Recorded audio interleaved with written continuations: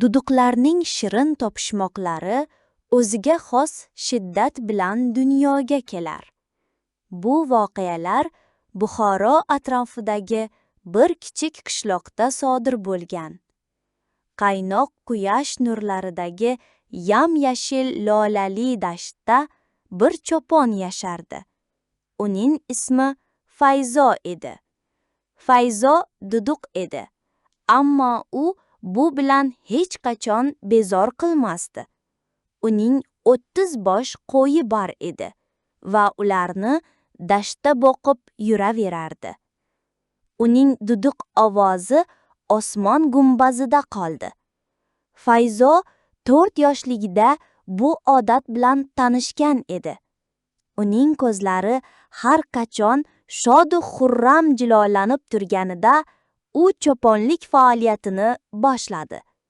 Yillar o'tdi. Quyosh esa har doim o'sha edi. Bir kuni bozor kunining ertasiga Fayzo bog'dosh yoshlari o'rtasida qo'ylarni haydash bilan band edi.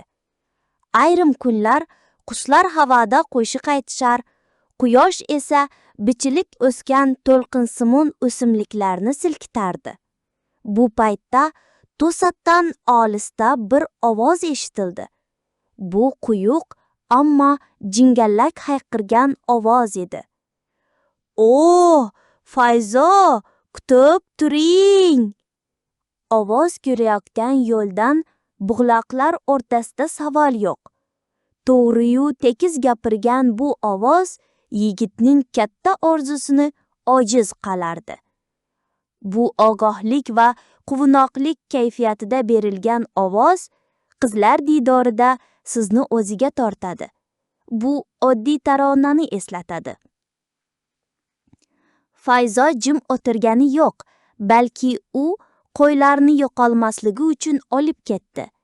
Ularga shirin gapirgan ovozni quloqqa qo'yib, yana yo'ldan qochardi. Uning yonidagi sho'xlayotgan qismining to'g'ri ovozi undan ko'zlarini oldi. Boshqa tomonlarning cheklanishi naqshida turishlari uchun raqobatlaytib yurar edi. Nihoyat, Fayzo kimning shaydosi ekanini bilish uchun ovozni yanada yaqinroq eshitishni qiyosadi. Bu ovoz uchirmadan quvvat oldirdi. Qaysidir paytda tepa qismdagi daraxtlar tark etib, o'z oldidagi gumburlash yugurdi. U endi yetarlicha qo'ylarni yig'ishtirdi, ammo u charchadi. U asta-sekin chor atrofdagi do'mboq soya tushadigan joyda qo'lankalarga qattiq-qaradak suykalib, yal-yal mitilha to'g'lovchi to'xtalashtirilgan bahoriy kuzatuvchi kabi ishda edi. Shu paytda o'tkazib yana Fayzoning butun qiyofasini qamradan yasamoqchi bo'lganday unga aytildi. "O, do'stim, meni kuzatib qolishingiz zarur. Bu yana Fayzo belgilagan hayotda xayolatlari olib o'tishi mumkin edi." "Hayrat, bu qanday jamoat ishi, beqo'zim, deyishi mumkin", deya shoshilishgan ushbu ovoz. Shunday qilib, Fayzo qizarkab bozorni esga olib, o'sha saplardagi ochiq ko'zi bilan o'zga manzaraga qattiq qaradi. Butlari bilan tabassum qilgan unga tahsinlar aytildi. "Xallesh bo'ling!" Bu xayrli ohangda baxtli bir ovoz bilan ifodalangan edi.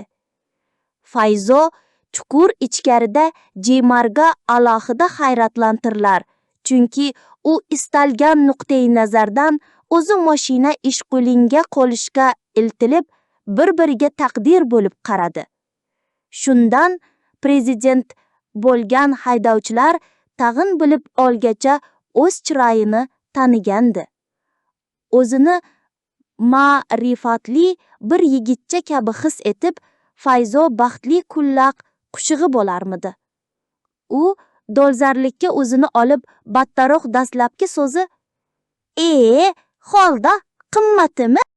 Bu hayotning go'zal jihatlarini qadrlash va huzurlanish uchun kerak bo'lgan kuchli ovoz har kuni unga yanada ko'proq kuch berdi.